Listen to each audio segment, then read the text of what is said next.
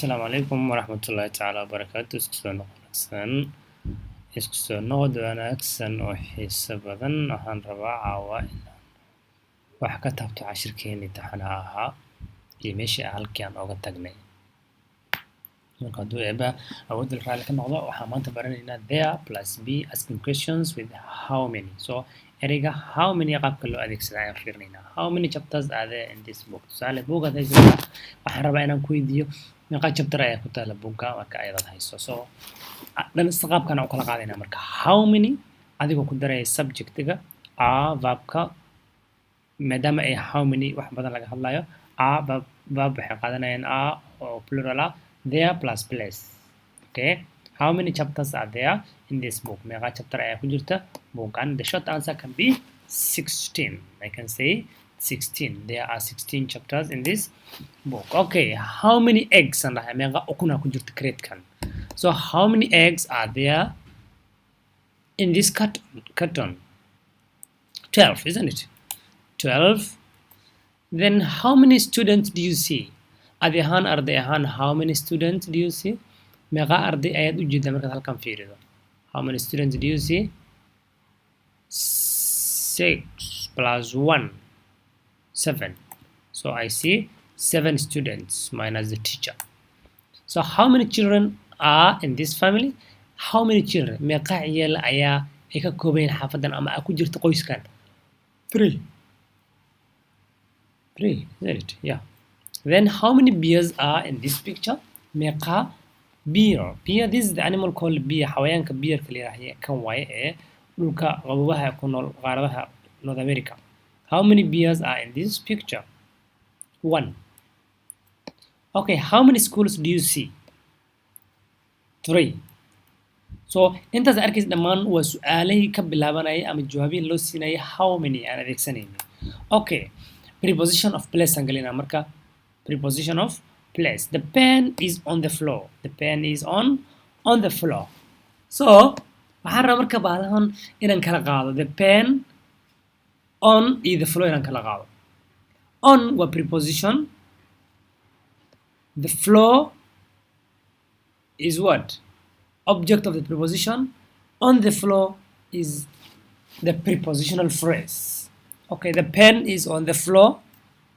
So the pen on maxaan dhahay waa preposition. Preposition is on. Subject of the preposition is the floor.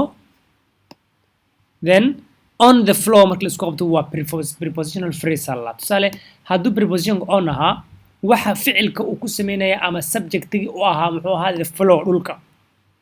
Okay, then marka waxaan rabaa inaan ogaado on the floor marka aan isku qabto prepositionka marka aan ku daro object of the preposition labadooda isku qabto maxay isla noqonayaan prepositional phrase oraahda prepositionka xambaarsan ay isla noqonayaan. Okay, Demetra lives in Greece. In for the country. Intaan gaarin hortaan ogoonna inay tahay preposition, Greece inay tahay object of the preposition, in Greece inay tahay prepositional phrase. Okay, prepositional phrase. Demetra lives in Greece. In preposition in gorma adeegsana. Preposition of place in waxaa adeegsana markaan ka hadlayno wadanka, the country, in a country. Then she lives in Athens. In waxaa kaloo adeegsanaa markaan ka hadlayno town ama city. Okay, ama magaalada marka ayada ah. Then she lives on Sigma Street. On waxaan ka hadlaynaa marka Sigma Street aan ka hadlayno tusaale streetka ayada ah oo ama avenue-ga ama roadka qofkaas markaas uu ka joogo. Then she lives at 304 Sigma Street. 304 Sigma Street was specific street address. Ama at that moment meesha qofka specifically address uu ka degan yahay aad u adeegsanaysaa. So in for the country, in for city, on for street avenue road, at for street address. Okay, where do you live, Alwiri? So we have on, in, at. I live dash Colombia. I live dash Cali, Colombia. I live Queen Street. I live dash 234 Queen Street. So country, city, street or lane or road. Then this one is the address. So on, in, at haysta basa. I live in Colombia. I live in Cali, Colombia. I live on Queen Street. I live at 234 Queen Street. Okay, islantan ninkan waxay isweydiin waxa la yiri ninkan where do you live? Where xagee do you adiga live at ku nooshahay? He said I live in Moscow. Waxaan ku noolahay Moscow. Then where do you live? canugan kale wuxuu yiri I live dash street. On East Street. On East Street. Then where do you live? I live at 556 Main Street. I will say noolahay at. Okay, some preposition of place qaarkood marka aan isticmaalno oo laakiin on iyo in iyo at ka duwanaa fiirinayna marka tusaale waxaan dhihi karaa hooyada canuga hooyadiis garab taagan beside. The girl is beside her mother. The girl is beside her mother. Beside waxaa kaloo adeegsan karaa next to her mother. The girl is next to her mother. The girl gabadha is beside waxay barbar taagan tahay ama garab taagan tahay her mother hooyadeed. Ama the girl is next to her mother. Gabadha is next to waxay ka ag dhowdahay hooyada. Or the girl is near her mother. Gabadha waxay u dhowdahay hooyadeed. Near her mother. So Katy is between her brothers. This is also another preposition. So between means dhexda. So laba shay marka bidix iyo midig kala dhigto dhexda ayaa waxa la yiraahdaa between wuxuu u dhaxeeyo. Tusaale hadda waxa way laba wiil oo walaalaha dhexdooda ay ku jirtaa ama labada walaalaheed. Katy is between her brothers. Labada walaalaheed ay dhexda kaga jirtaa. So between noqonaysaa. Okay? Kan marka waxa la yiraahdaa the girl is far away from the house. Gabadha waxay ka fog tahay guriga. Gurigu waa ka halka ka muuqdo. Okay? Wuu u muuqdaa laakiin uma dhawo. So far away from. She is far away from the house. Waxay ka fog tahay guriga. The glass is on the table. The glass is on top of the table. Haddaan iraahdo the glass is on the table. Glasska wuxuu saaran yahay miiska dushiisa. The glass is on top of the table. Waxa uu dul saaran yahay miiska dushiisa. Okay? Waa isku mid. Then halka haddaad fiiriso square. We have a square there. Square ku yaala square la yiraahdaa qoraalka Englishka saas loo qoraa afar geeska. Then kan cagaarkeena waa triangle ama sambuus ama saddex gees u taqaano. Markay sidaas dul saaran yihiin oo triangle-ka square-ka hoos jira triangle kor jira waxaan dhaynaa under. The square is under the triangle. Square-ka wuxuu hoos yeelaa triangle-ka.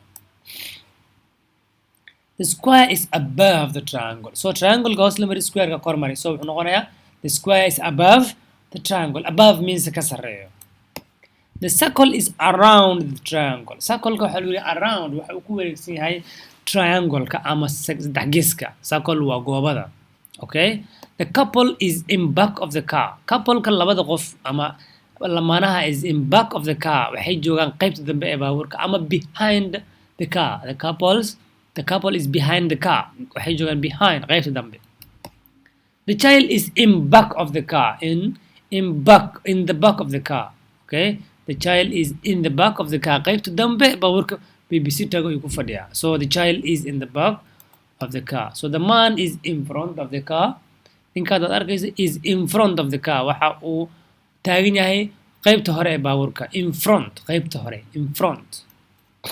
The driver is in the front. So in front and in the front. Waa ismid haddaad ku darto iyo haddaad in front kali aad tiraahdo waa isla meeshi. So he is in the front of the car. qaybta hore ee baabuurka. The letter is in the middle of the circle. So in the middle means dhex bartimaha ama bartimaha ay ka taalaa. So waa wax wareegsan labada dhinac ma dhigi karo. Hadda xaruftan h-da labada dhinac kama taalo. Circle-ka waxaan la jiray circle-ka labada dhinac kama taalo laakiin waxay ka taalaa way ku wareegsan tahay. So markay ku wareegsan maxaa dhahaya in the middle of the circle. In the middle bartimaha circle-ka. Okay, halkan waxaad ku haystaa triangle, halkan triangle. Labada saddex gees dhexdooda xidiga taalo. Maxaan dhahayaa? The star is between the triangle. Between the triangle. Wuxuu u dhaxeeyaa. Between means u dhaxeeyo. Okay, the star is dash the triangle. Triangle-ka kor uu ka saaran yahay ama kor uu ka jira. Waxaan dhahaynaa above the triangle. Star xidiga is above wuxuu ka sareeyaa triangle-ka. The star is dash the triangle. So the star xidiga wuxuu ka hooseeyaa triangle. So waxaan leenahay below under the triangle. Below no dhigi kara laakiin under the triangle. Qorraxdu waa tan. Bishi waa tan. Dhulkina waa kaa. So way kala fog yihiin. So maxaan dhahaynaa the moon is far away from the earth. The moon is far away from the earth. okay cashirkeena dambe wuxuu ku saabsanaan doonaa need iyo want inaad need aad rabtid need aad u baahan tahay iyo want aad rabto qaabkan u kala adeegsan lahayn I need a book I want a book I need a pen I need money I want food qaabkan u kala bixin lahayn need iyo want oo dadka inta badan isku maleeyaan qaabka u kala qaadan lahayn annagoo la adeegsanayno noun ama an infinitive wax la dhaho tani kulantada waxay soo waxaan kaga tagay sida nabadgelyo. Assalamu alaykum wa rahmatullahi ta'ala wa barakatuh.